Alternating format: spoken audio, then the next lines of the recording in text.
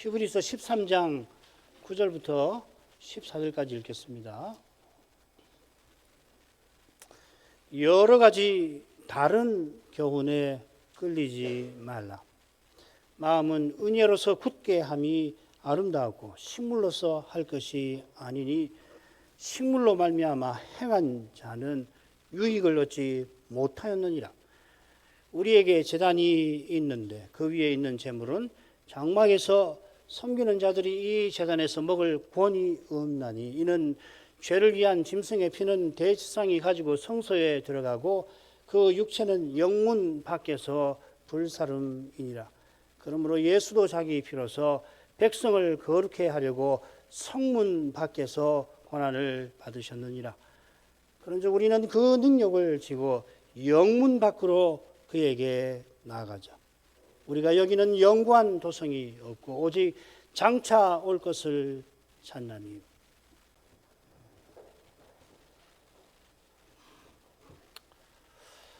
우리 대제사장께서 이 순간에도 자기 원수를 발등상 되게 하실 그날을 간절히 바라시며 우리를 위하여 아버지께 간구하고 계십니다. 이 심정을 누구보다 헤아리던 선자가 서신 말미에 서신받는 교회와 신자들을 위하여 간절히 권합니다. 그 간절함이 둘째 부분 5절 하반절부터 14절까지가 둘째 부분이죠. 그 마지막 권면에 잘 드러납니다. 우리가 그의 능력을 지고 그에게 나아가자. 지금 마지막 권면을 13장 1절부터 19절 이 단락에서 살피는 중인데 줄곧 너희는 이렇게 하라 명하다가 여기서 우리가 이렇게 하자 나가자. 앞서서는 처음부터 보면 이 선자는 자꾸 우리가 이렇게 하자 그죠? 우리 2장 1절이 처음 권면인데 우리가 모든 들은 것을 더 간절히 삼가자.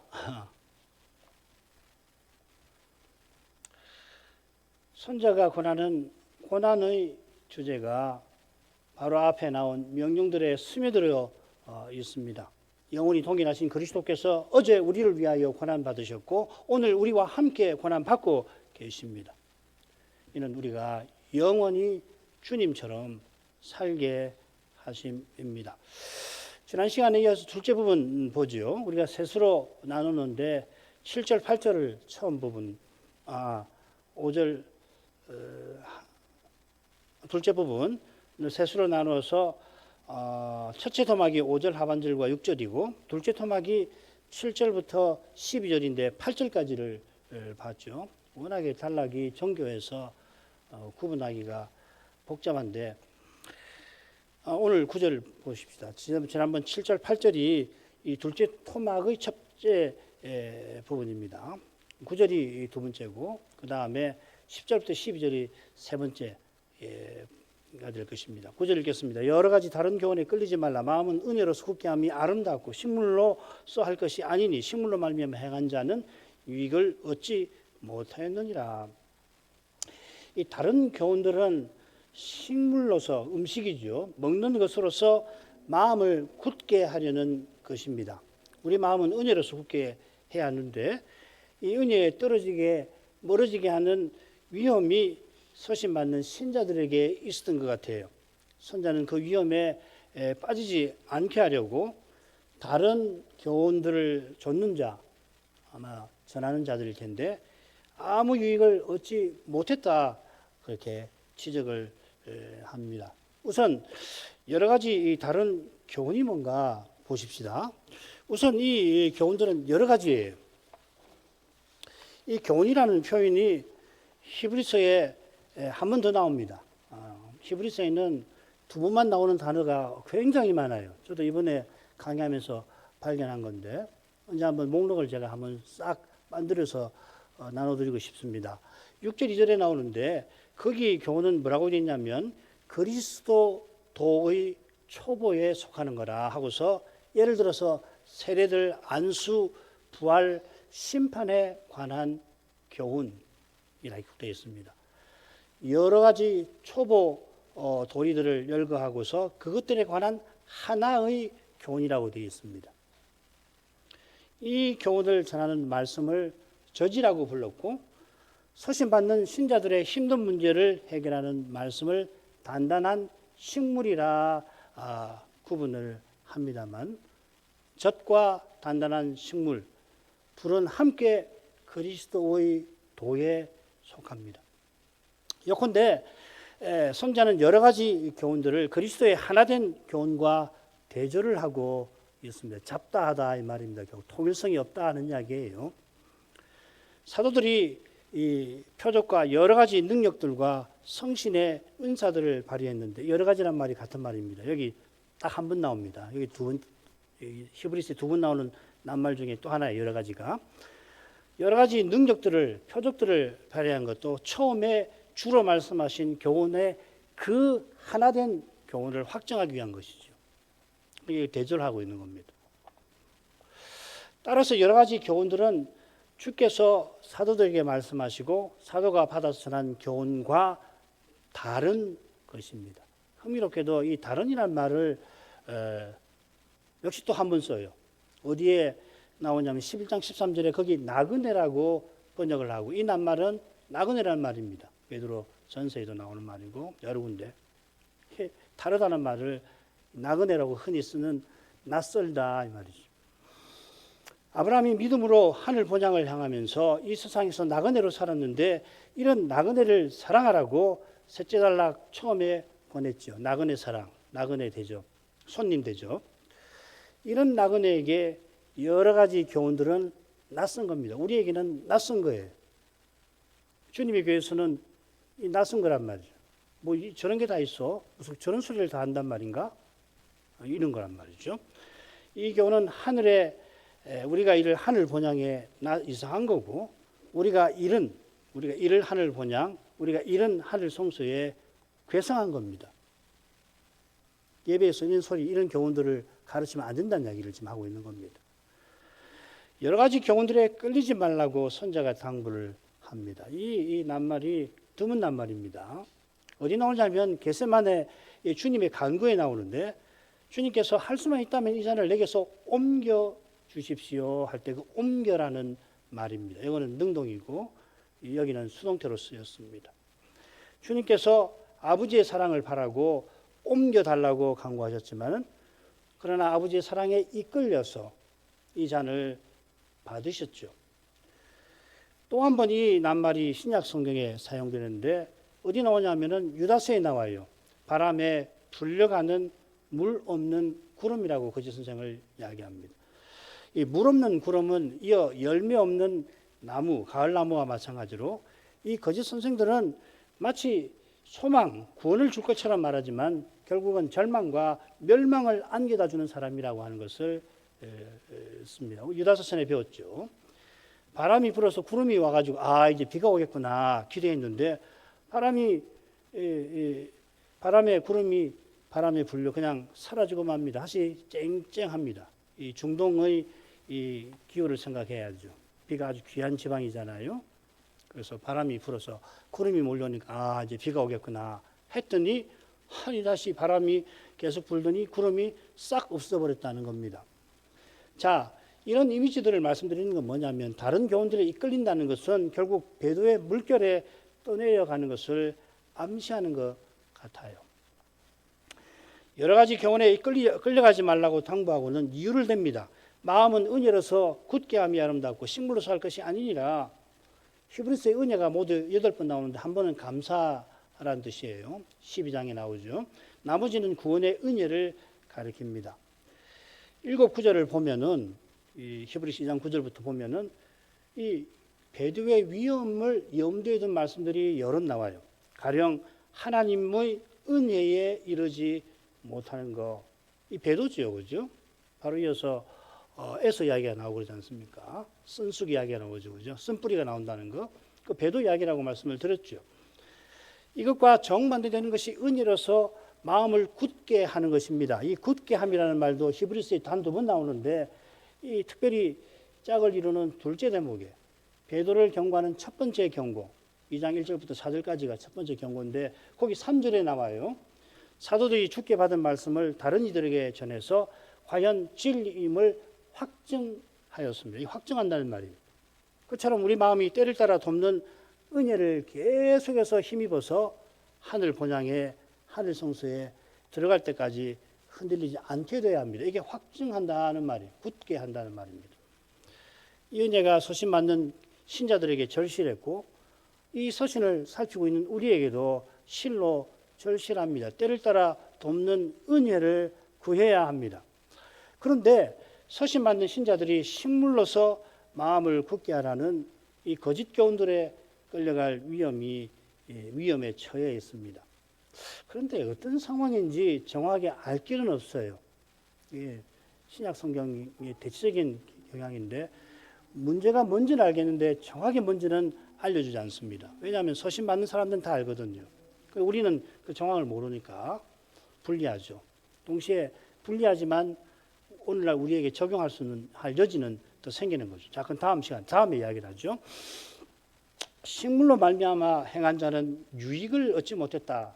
이 표현을 아울러 살펴서 이런 상황이겠구나 짐작을 해볼 뿐입니다.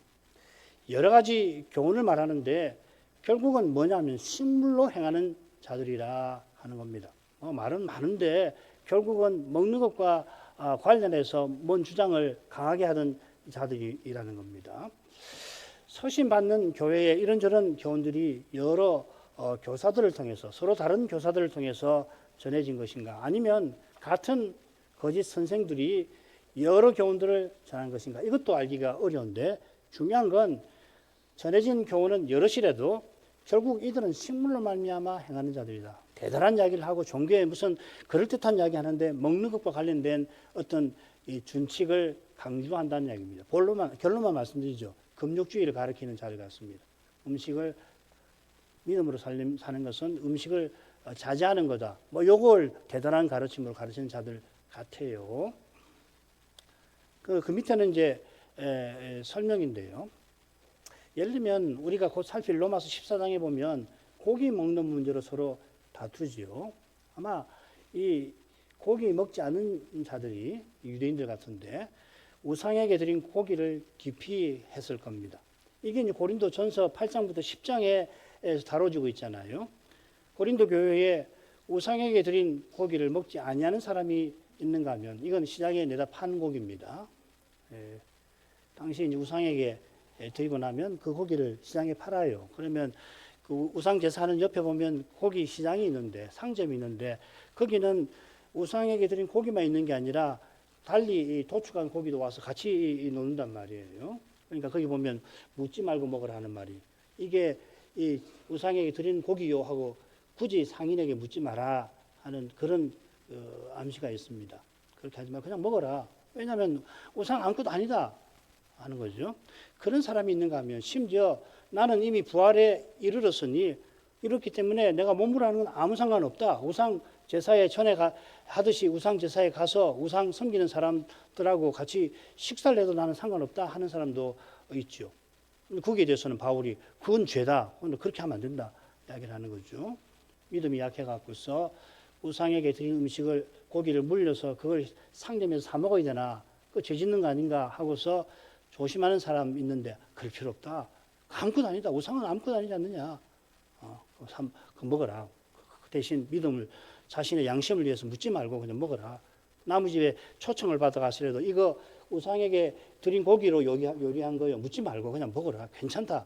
그렇게 하는 거죠. 그러나 내가 부활에 이르렀다고 하고서 이전처럼 우상 제사에 참여하고 함께 제사 음식을 먹는 거 그건 말도 안 되는 거다. 그거는 어떻게 귀신의 상에 참여할 수 있느냐 그 말이죠. 고린도 전서 기억나신지 모르겠습니다만 8장에서는 전자를 10장에서는 후자를 다루지 않았어요. 왜 이게 문제가 되느냐 하면은 이 레위기 정결법, 좀 더 정확하게는 유대교의 정결법과 관계가 되어 있습니다. 기독교 교회가 출범할 때 다들 유대인 신자들이고 이들은 성전이 주전 70년까지 서 있었는데 그때까지 성전에 가서 제사를 드렸습니다. 제사를 드리려면 반드시 이 정결한 상태를 유지해야 합니다. 그래서 교회가 서거 얼마 되지 않았을 때에 이방인과 식사하는 문제가 심각한 문제가 됐죠. 그 사도행전 10장의 문제고 그 문제가 사도행전 11장에서 다뤄지죠. 베드로가 고넬료 집에 가서 식사한 걸로 문제가 됐잖아요. 심지어 바울 사도가 3차 선교 여행 때에도 베드로와 바나바에게 이게 힘든 문제가 되었습니다. 이 갈라디아서 할 때 제가 다 말씀을 드렸습니다. 성전이 무너지고 희생제사가 사라진 오늘날은 이런 일이 퍽 낯설게 다가옵니다. 우리한테는 뭐 이런 거 가지고서 문제를 삼았더냐 그렇게 할 만큼 하지만 히브리서를 전하고 받던 시대에는 이 식사가 믿음과 구원과 관련해서 중요한 문제가 될 수가 있었던 겁니다. 말씀드린 대로 지금 이 식물로 말미암아 행한 자들이 정확하게 어떤 교훈과 입장인지 모르지만 금욕적인 삶을 사는 것이 거룩한 삶이라고 주장했던 걸로 추측이 됩니다. 이들은 식물로 말미암아 행한 자들인데 유익을 얻지 못했습니다. 이 유익을 얻지 못한다는 말 역시 두 번 나와요. 히브리서에. 어디 나오냐면은 4장 2절에 나옵니다. 광야에서 배도한 자들이 저희에게 말씀이 유익되지 못했다. 믿음으로 듣지 않아서 유익되지 못했다. 그러니까 여러 가지 다른 교훈을 전파하는 이들은 광야의 이스라엘처럼 배도하여 구원의 은혜에 이르지 못한 자들로 보입니다. 아주 뭐 복잡하게 이야기를 드렸는데 때때로 성경을 이렇게 읽을 필요가 있어요. 그냥 이 사람들은 배도한 사람들이다. 그런 줄 알자. 그렇게 말하지 말고 성경을 이렇게 꼼꼼하게 보고서 그렇구나. 이렇게 때때로는 한 번은 그렇게 공부할 필요가 있다 생각해서 말씀드렸습니다. 그 다음으로 가죠. 우리에게 제단이 있는데 그 위에 있는 제물은 장막에서 섬기는 자들이 이 제단에서 먹을 권이 없나니 이는 죄를 위한 짐승의 피는 대지상에 가지고 성소에 들어가고 그 육체는 성문 밖에서 불사름이니라. 그러므로 예수도 자기 피로서 백성을 거룩해 하려고 성문 밖에서 고난을 받으셨느니라. 이게 역시 대단히 어려운 구절인데요. 한번 보십시다. 여러 가지 다른 교훈들에 휘둘리지 말라 권한 선자는 우리에게 제단이 있다 하면서 우리의 하나인 교훈을 12절에 전파하죠. 그리스도와 그의 십자가에 관한 교훈을 전파를 하고 있습니다. 그리스도는 우리에게 있는 제단에서 영원한 속죄제를 드리셨다.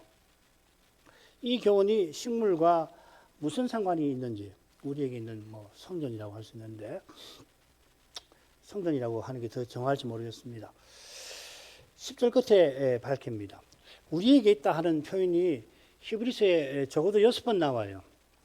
근데 퍽 중요합니다. 예를 들면 우리에게 대지성이 있다. 2번 나오고 장래의 소망이 있다. 그처럼 영구한 도성이 있다. 우리에게 선한 양심이 있다. 이렇게 해요. 이 선한 양심은 대지상 예수께서 자기 피로서 거룩하게 하신 양심이죠. 이게 이제 우리에게 있는 제단하고도 관계되는 내용이라는 걸 히브리서 9장에서 우리 공부했는데 오늘 또 이야기할 겁니다. 우리에게 있는 제단이 무엇인가? 히브리서에 한 번 더 나오는 또 제단을 또 보십시다. 주님께서 속하신 유다 지파는 한 사람도 제단 일을 받들지 않은 지파라 할 때 거기 나와요. 이 제단은 레위 지파가 섬긴 제단이죠. 이 제단은 이제 우리에게 있지 않습니다. 우리에게는 하늘 성소가 있습니다. 하늘 성소의 모형과 그림자가 레위 지파가 봉사하던 성막과 제단입니다. 지상 성막은 대속죄일에 대속죄제를 드려서 그 피로 매년 정결하게 하는 반면에 하늘에 있는 그것들, 하늘 성소죠. 이런 것들, 황소와 순염소의 피보다 더 좋은 예물, 예수의 피로 합니다. 뭘 합니까? 정결하게 한다는 이야기지요. 지난번 우리 9장에서 배웠습니다. 예수께서 십자가에서 단번에 온전한 제사를 영원히 드리신 것처럼 주님의 피로 하늘 성소를 영원히 정결케 하셨고 이것과 같은 것이 우리 양심을 거룩하게 한다는 것이죠. 그래서 성소와 백성은 결국 같은 겁니다. 자, 이런 내용이 그 위에 있는 제물은 장막에서 섬기는 자들이 이 제단에서 먹을 권이 없다 하는 표현에도 담겨 있습니다. 그 위에 있는 재물 없는 말인데 이해하기 쉽도록 집어 넣어서 새긴 거고요. 원래대로 번역하면 이렇게 됩니다. 거기로부터는 장막에서 섬기는 자가 먹을 권리가 없다 이렇게 되어 있어요. 뭐 어떤 음식을 표시한 건 아니죠, 그죠? 구약 성막에서는 제사장이 번제를 제외한 제사와 예물에서 먹을 권리가 있죠. 가령 속죄제와 속건제를 보면 기름을 제외한, 피는 먹어서 안 되니까 먹을 수 있는 것 중에 기름인데 기름은 전부 하나님께 드리는 거죠. 기름을 제외한 모든 고기를, 화목제에서는 오른 뒷다리와 가슴 부분을 여호와께서 제사장에게 음식으로 주시죠. 그 권리가 있는 겁니다. 그런데 대속죄일의 속죄제는 그렇지 않죠. 대제사장도 먹을 권리가 없습니다. 그게 11절에 나오는 내용이잖아요. 이건 대제사장도 다른 백성과 마찬가지로 죄인이라 그렇습니다. 모든 제사에서 대제사장이 오실 메시아를 바라보아야 하는데 대속죄일에는 백성들과 함께 금식하면서 자기를 괴롭게 하면서 겸비하게 회개해야 하는 겁니다. 옷도 대제사장의 옷을 입지 않죠. 속죄제 드릴 때는. 대속죄일의 속죄제가 단연 오실 메시아와 십자가를 가리키는 겁니다. 그게 9장 10장에서 우리가 배운 겁니다. 이 십자가로 말미암아 우리가 영원한 대제사장을 통하여 선한 양심으로 영구한 도성을 향하게 된 것입니다. 자, 그런데 선자가 그리스도의 십자가를 교훈하면서 구약 제사장의 먹을 권리를 왜 언급했을까요? 구태 이야기를 왜 하는가? 그 이유는 9절에서 살핀 대로 식물로 말미암아 행하는 다른 교훈들과 관련이 되어서 그런 거죠. 짐작해보면 필시 다른 교훈들을 전하는 이들이 식물로 말미암아 행한 것이 얼마나 그리스도의 십자가를 허무는 것인가를 선자가 드러내려고 하는 것 같습니다. 배도하는 행위라 이 말이죠. 어쩌면은 거짓 선생들이 음식을 금하라 그렇게 가르쳐 놓고는 구약 제사장들을 덜먹이며 먹을 권리를 내세웠을는지도 모르겠습니다. 이게 제 추측이에요. 디모데전서에 보면 딱 그렇죠. 디모데전서 4장 1절부터 3절에 보면 이 거짓 선생님들이 뭘 가르치냐면 음식을 먹지 말고 혼인을 피하라, 금욕주의를 가르치는데 6장에 가보면 이 사람들이 어떤 사람이냐면 방탕한 사람들이에요. 돈을 사랑하는 사람들, 부하려는 자들이란 말이 디모데전서 6장 몇 절인지 모르겠는데 거기 부하려는 자 이렇게 나옵니다. 그 거짓 선생들을 이야기하는 겁니다. 돈을 사랑하는 자들이다 이렇게 나와 있어요. 모순이죠. 당연히 모순이죠. 진리를 떠나면 결국 모순을 일으킬 수밖에 없어요. 말은 이렇게 하지만 실제로는 늘 말씀드립니다만은 금욕주의가 죄를 이기지 못해요. 죄는 그렇게 이기는 거 아닙니다. 우리 기독교 신앙에도 보면은 금욕주의로 내가 죄를 지었으니 죄 지었다고 생각하고 그 다음에 어떻게 하냐면 자꾸 금욕주의적인 태도를 취하는 거란 말이죠. 그럼 당장에는 경건해 보이지만은 경건해 보일 뿐이지 죄는 경건한 형태로 절대로 못 이기는 거예요.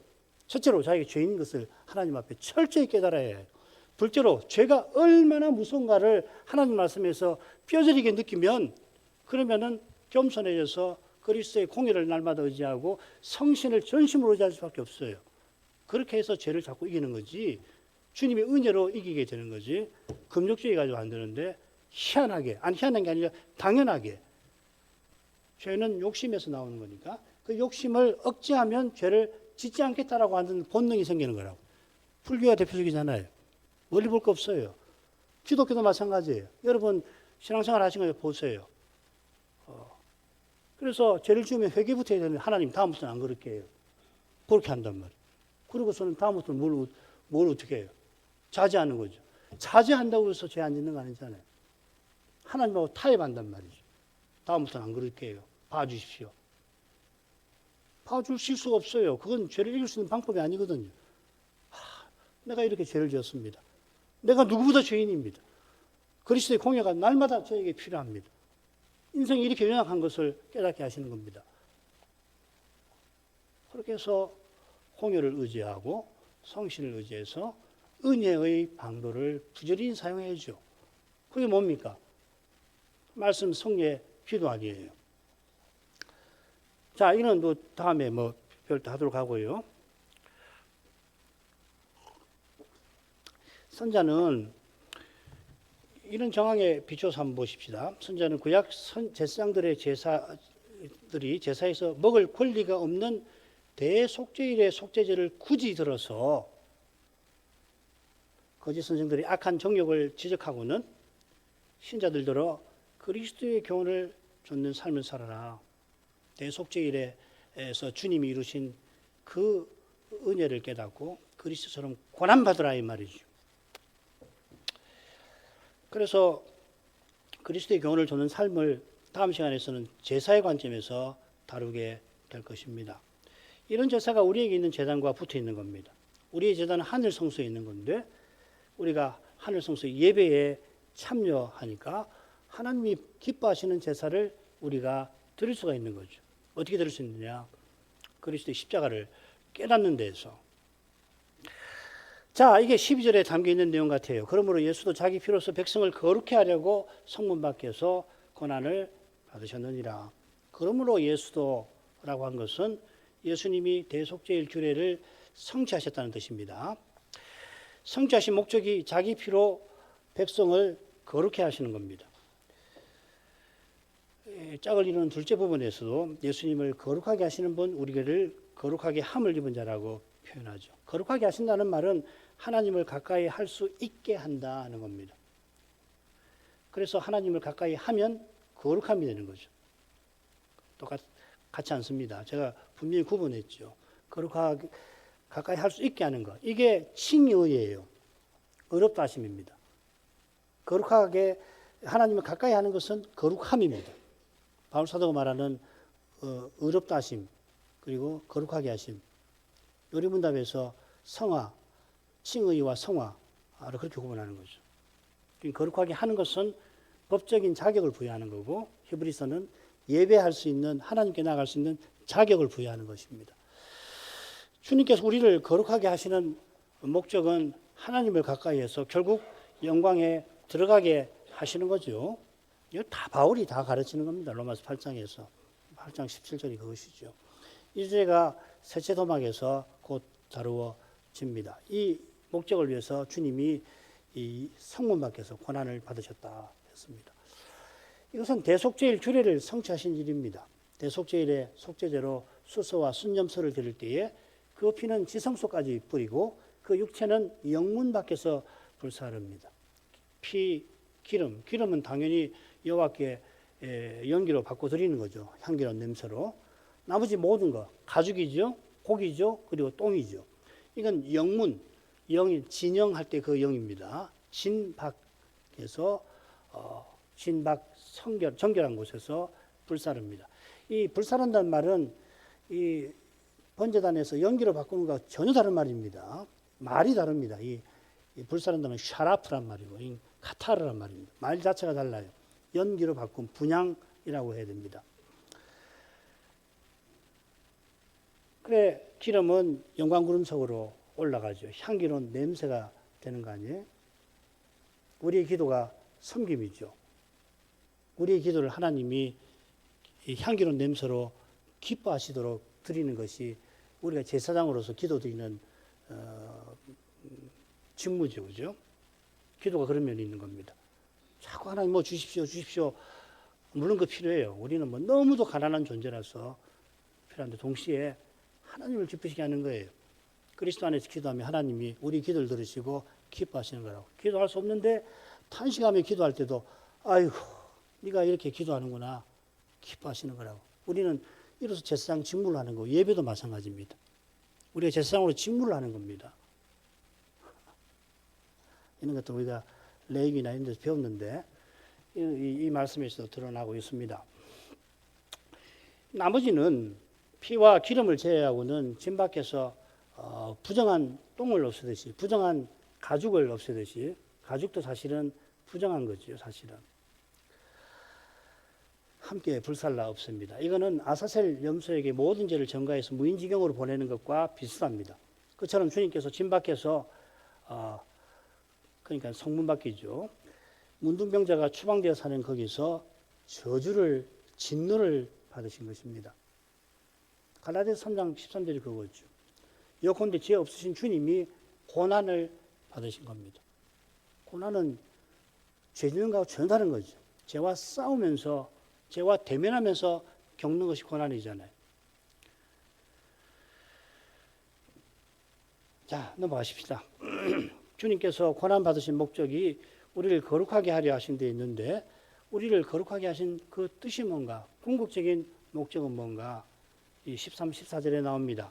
그런즉 우리는 그 능력을 지고 영문 밖으로 그에게 나아가자. 우리가 여기는 영관 도성이 없고 오직 장차 올 것을 찾나니.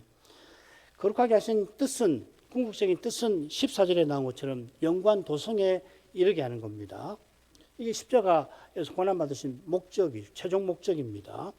그 도성에 이르는 길이 뭔가 13절에 밝힙니다. 그의 능력을 지고 그에게 나아가는 겁니다. 달리는 영관 도성에 이를 수 없어요. 그 말이지요. 예, 고난은 아주 믿음 좋은 특수한 몇몇 사람을 받는 게 아니에요.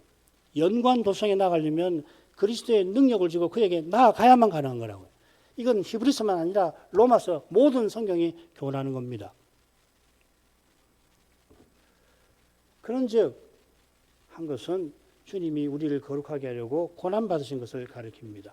주님께서 우리를 위하여 고난 받으셨은즉 하고서 간곡하게 선자가 권면합니다. 처음에 말씀드린 대로 여기서는 이렇게 하자고 권면을 하고 있습니다. 선자도 교회와 함께 힘쓰는 거죠. 서신받는 신자가 특수한 처지에서 특별히 힘써야 할 일이 있다 하는 겁니다. 가령 여러 가지 교훈에 끌려서 식물로 말미암아 행할 위험에 맞서야 합니다. 배도의 위험에 맞서야 합니다. 신약의 선자에게 이런 위험이 없지만은, 그러나 서신받는 신자와 함께 할 일, 더 근본적인 일이 그에게도 있는 겁니다. 그게 뭐냐면 영문 밖으로 그에게 나아가는 겁니다. 주님이 성문 밖에서 고난을 받으셨는데 우리는 영문 밖으로 나가자 했습니다. 이건 속죄제의 육체를 영문 밖에서 불살하는 것과 붙어 있는 거죠. 영문 밖은 광야의 이스라엘이 광야에서 성막 제사 드리던 상황을 가리키고 우리의 상황이 그와 같다라고 이야기하는 거죠.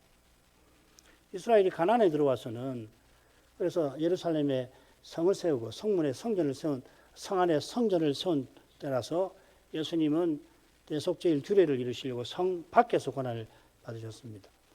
그런데 영문 밖으로 가자 하는 것은 우리의 상황이 광야 이스라엘처럼 영원한 도성을 향하여 나가는 상태다 이 말이죠. 우리가 하늘의 예루살렘을 향하여 가고 있습니다. 성신으로 하늘 예배에 참여하지만은 아직은 우리 몸이 여기 있고 저기 하늘 성소를 우리가 향하고 있는 겁니다. 하늘 성소에 먼저 나가신 그리스도께 나아가고 있는 겁니다. 하늘 성소로 향하는 길이 그리스도의 능력을 지는 데서 열립니다. 모세가 그리스도의 능력을 줬지요. 히브리서 11장 26절. 그래서 출애굽의 위대한 사명을 마침내 그 사명의 쓰임을 받았습니다. 그가 이집트의 모든 보화보다 그리스도의 능력을 더 큰 재물로 여겼는데 하나님의 백성과 함께 고난 받는 것을 잠시 죄악의 낙을 누리는 것보다 더 좋아했던 것입니다. 그리스도의 능력과 하나님 백성과 함께 고난 받는 이것이 영원히 참된 낙을 누리는 길이고 영원한 제국을 상속받는 그 길이라 그렇습니다. 모세가 마침내 이집트의 바로가 되어서 태산만한 금과 찬란한 영화와 무소불위의 권력을 얻는다 한들 이 모든 것은 장차 우리가 썩지 않고 부끄럽지 않고 강한 몸을 더 있는 것에 비하면 아무것도 아니고 심지어는 없는 것보다 못할 수가 있습니다. 그런데 모세는 그리스도의 능력도 이집트의 모든 보화보다 더 큰 부여로 여겼던 겁니다. 세상 영광을 뒤로하고 자기 백성과 함께 고난받고자 했지만 처음부터 자기 백성에게 원망과 미움과 공격도 받았습니다. 그도 연약한 사람이라 그저 땅에 엎드려져서 하나님께 호소할 뿐이었습니다마는 놀랍게도 그의 마음에서 배도하는 그 백성을 위해서 자기가 대신 멸망당하고자 하는 심정이 일어났던 겁니다. 자기 백성이 약속의 땅에 이르고 저 하늘에 나아갈 수만 있다면 자기는 어떻게 되든 아무 상관없다는 이 심정, 이게 절대 사람에게서 나올 수 없는 것을 바울 사도는 모세만큼 헤아렸을 것입니다. 자기가 그리스도에게서 끊어지는 저주를 누가 쉽게 말할 것이며 한 번이라도 누구를 위해서 이렇게 저주를 받고자 하는 심정을 품어보는 걸 진지하게 생각해 보았다면 바울이나 모세가 그리스도께 철저히 사로잡혀서 말 그대로 자기가 사라져버렸던 것을 알게 될 겁니다. 이런 심정보다 고귀한 것이 어디에도 하늘에도 없을 겁니다. 하늘이 참으로 고귀한데 그 심정을 불러일으키시는 주님, 우리를 위해서 죄인을 위해서 십자가 지신 그분께서 거기에 계셔서 자기 영광을 충만히 드러내시는 데 있는 겁니다. 모세와 바울만큼은 아니더라도 그리스도와 함께 고난받는 이것이 지금 이곳에서 실로 고귀합니다. 지금 이곳에서 온갖 선한 것들을 참으로 선하게 만드는 바로 그것인 겁니다. 우리와 함께 하시는 그리스도가 그런 분이십니다. 지금 여기서 그 그리스도와 함께하는 길은 그분의 능력, 남은 고난에 참여하는 그것입니다. 이걸 빼고서 멋지게, 경건하게, 그럴듯하게 세상 영광도 함께 누리면서 그리스도와 함께하는 길은 없습니다. 그거 속지 마셔야 합니다. 안 되는 거예요.